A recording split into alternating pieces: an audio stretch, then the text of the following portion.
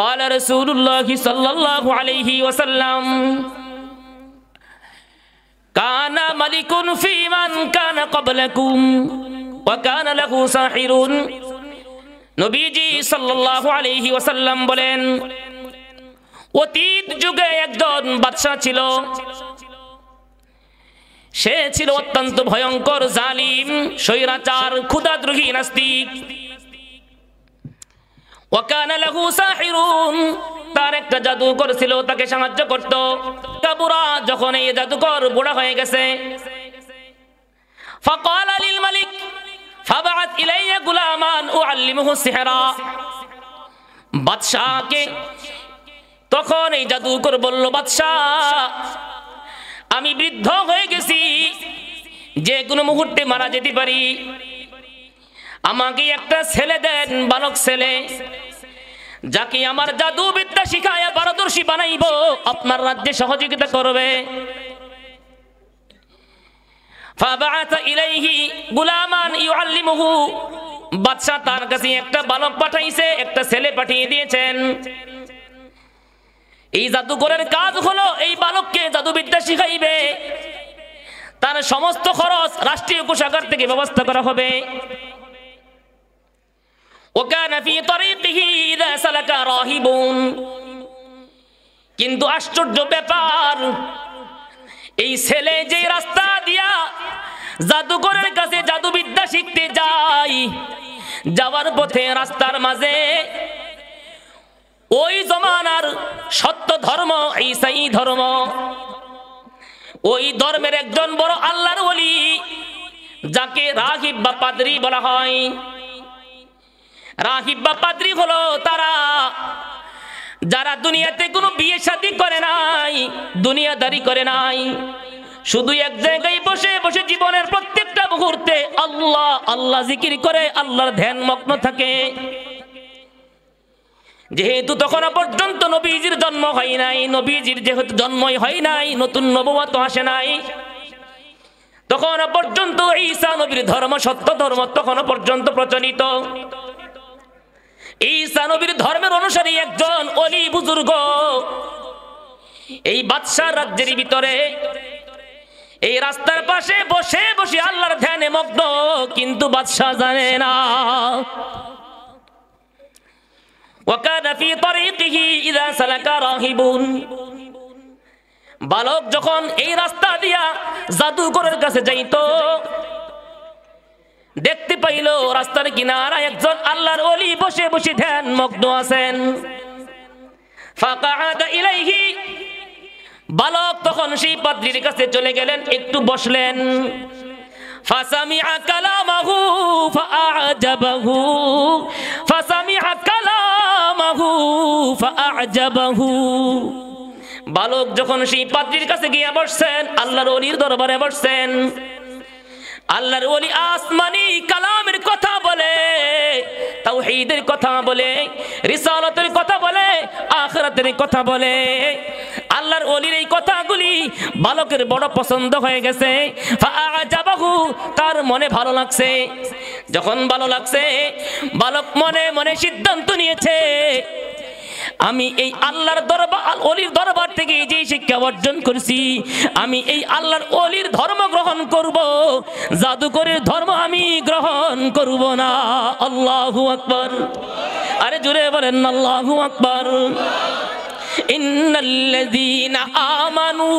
ওয়া আমিলুস সালিহাত সায়াজআলু লাহুমুর রহমানু বুদ্দা আল্লাহ যাকে ভালোবাসেন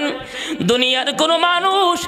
তার ভালোবাসা দুনিয়ার মানুষের অন্তর থেকে মুছতে পারে না ঠিক না বেঠিক আলেমদের ভালোবাসা মানুষের অন্তর থেকে মুছে ফেলার জন্য কত নাটক সাজাইছে কিন্তু দিন শেষে যেই আলেমরা বন্দী ছিল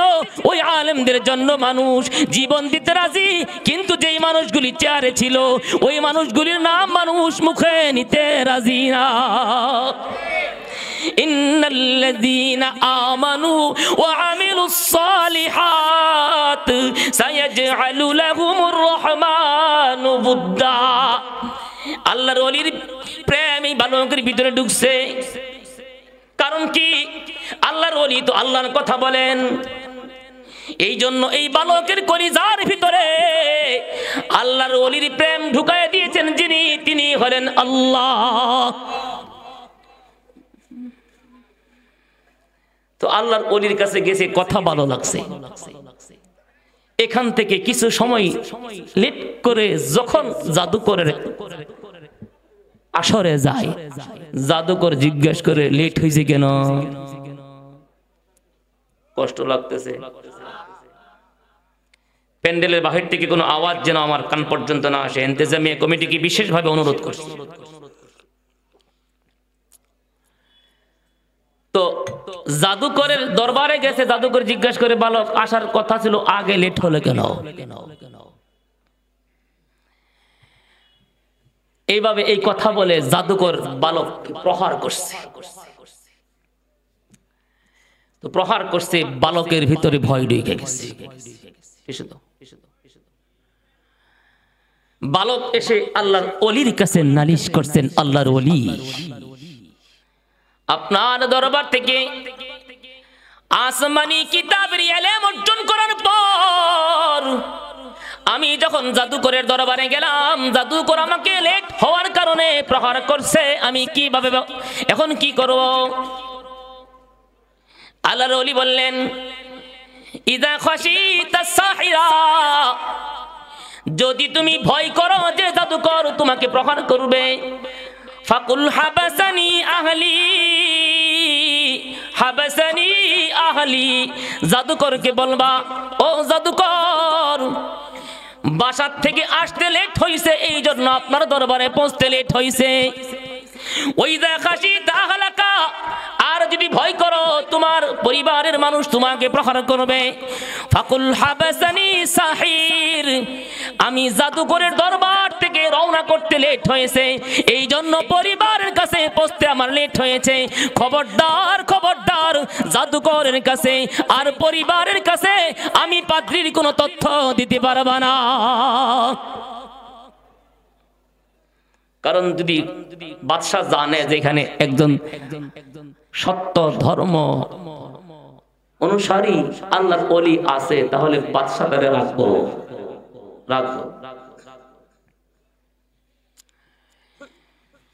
এই বাচ্চা, এই বালক এভাবে তার দিন যায়। যেতে যেতে হঠাৎ একদিন রাস্তা দিয়ে অতিক্রম করতেছেন, হঠাৎ করে দেখলেন রাস্তার ভিতরে